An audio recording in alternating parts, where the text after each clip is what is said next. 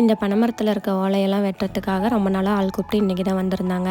இதில் ஓலையை மட்டும் வெட்டி போடுறதுக்கு ஒரு மரத்துக்கு 150 ரூபா. அவங்க வெட்டினதுக்கப்புறம் ஓலையெல்லாம் காஞ்சதுக்கப்புறம் நம்ம ஒரு பக்கமாக போட்டு நெருப்பு தான் வச்சுக்கணும். ஏன்னா இப்போ இந்த ஓலை எதுக்கும் தேவைப்படுறதில்ல, யாரும் வாங்குறதும் இல்லை.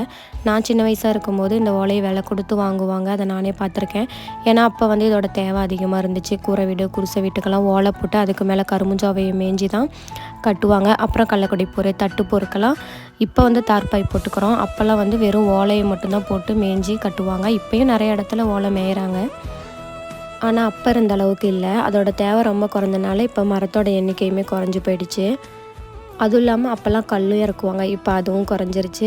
பனைமரம் நிறைய இருக்க இடத்துல வாட்டர் சோர்ஸும் அதிகம் இருக்குன்னு சொல்கிறாங்க. அதுவும் இல்லாமல் இப்போ பனைமரத்தை வெட்டினா கேஸும் வேறு. கரெக்டாக நாங்கள் ஓலை வெட்டி போட்டு ஒரு 10 நாள் கழித்து தான் நெருப்பு வச்சோம். கரெக்டாக நெருப்பு வச்ச அன்னைக்கு மதியம் ஆட்டோவில் இந்த பனங்கால்லாம் எடுத்துகிட்டு போயிட்டுருந்தாங்க. அப்போ இந்த மரத்துக்கடியில் இருக்க பனங்கால்லாம் நாங்கள் எடுத்துக்கிட்டோமான்னு கேட்டாங்க. சரி எடுத்துக்கோங்கன்னு சொல்லியிருந்தோம். எதுக்குன்னு கேட்டதுக்கு ஏதோ சூளைக்கு கொண்டு போவாங்களாம். ஒரு சிலர் வந்து இதை முளைக்க போட்டு அந்த பனங்கிழங்கு எடுத்து விற்கிறதுக்காக எடுத்துகிட்டு போவாங்களாம். முன்னாடியே ஓலையுமே வந்து எடுத்துக்கோன்னு சொல்லியிருந்தாங்க. எங்களுக்கு தெரிஞ்சிருந்தால் நாங்கள் நெருப்பு வச்சுருக்கவே மாட்டோம் அப்படின்னு சொல்லியிருந்தோம்.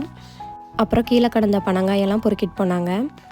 அடுத்த வருஷம் வந்து எடுத்துக்கோங்கன்னு கூட சொல்லியிருந்தோம். உங்கள் ஊர் சைடெல்லாம் தென்னை மரம் பனை மரத்துக்கெல்லாம் ஒரு மரத்துக்கு எவ்வளோ அமௌண்ட் வாங்குறாங்கன்னு சொல்லி கமெண்ட்டில் சொல்லுங்கள்.